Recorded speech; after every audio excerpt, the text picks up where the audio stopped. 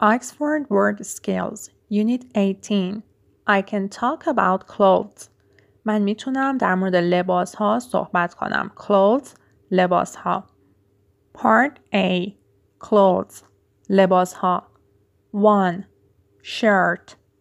Shirt پیراهن. 2. Top همون top. 3. Jumper Synonym sweater ژاکت یا بافت.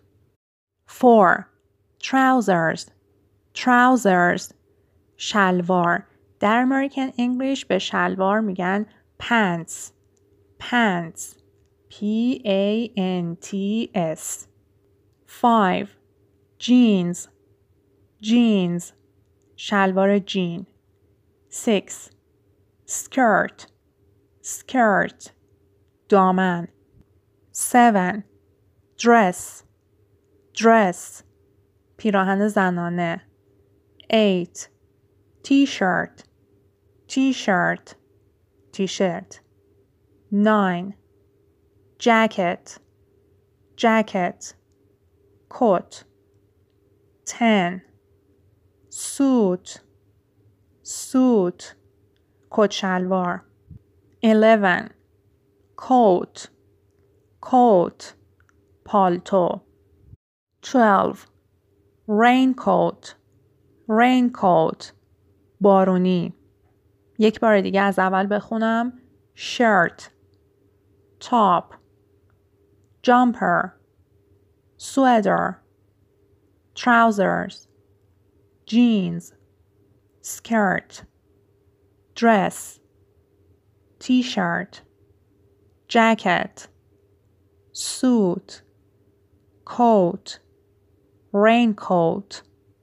دقت کنید که لباس هایی که 2 تیکه دارن، مثلا مثل شلوار که 2 تا پاچه داره، کفش و جوراب که 2 تا لنگه دارن، یا عینک که 2 تا شیشه داره، اینا رو توی انگلیسی همیشه به صورت جمع به کار میبریم. trousers, jeans, shoes, socks, glasses. مفرد نگید اینا رو.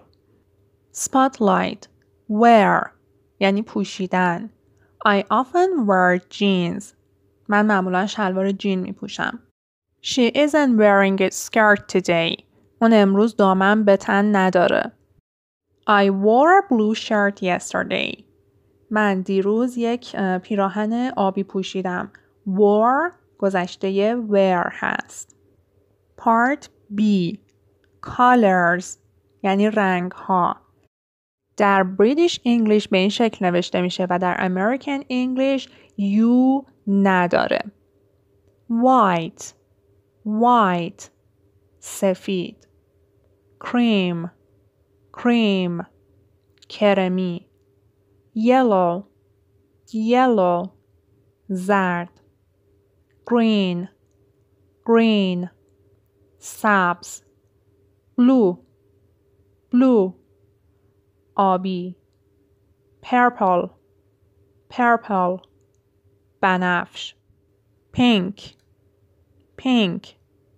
صورتی. brown قهوه‌ای. red قرمز. orange نارنجی. gray خاکستری. در American English به جای E A نوشته میشه. black مشکی. dark blue آبی تیره. پس dark میشه تیره، مثلا dark green dark brown. pale blue آبی روشن or light blue اینم یعنی آبی روشن. پس روشن میشه pale یا light. میتونیم بگیم pale green pale brown یا light green light brown. Part C Accessories چیزایی مثل جواهرات، کیف، عینک، اینجور چیزا که حالا در کنار لباسای اصلی استفاده میشه. scarf روسری tie کراوات hat کلاه belt کمربند handbag کیف دستی umbrella چتر watch ساعت مچی shoes کفش a pair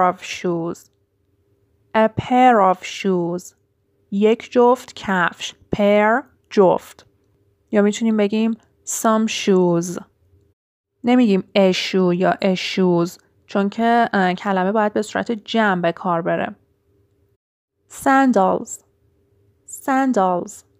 صندل socks جوراب gloves دستکش boots همون بوت یا چکمه حالا میتونیم بگیم a pair of boots یک جفت چکمه یا بوت some boots trainers کفشای ورزشی در بریتیش انگلیش بیشتر به صورت trainers گفته میشه و در امریکن انگلیش tennis shoes tights جوراب شلواری باز اینم در بریتیش انگلیش به صورت tights گفته میشه و در امریکن انگلیش pantyhose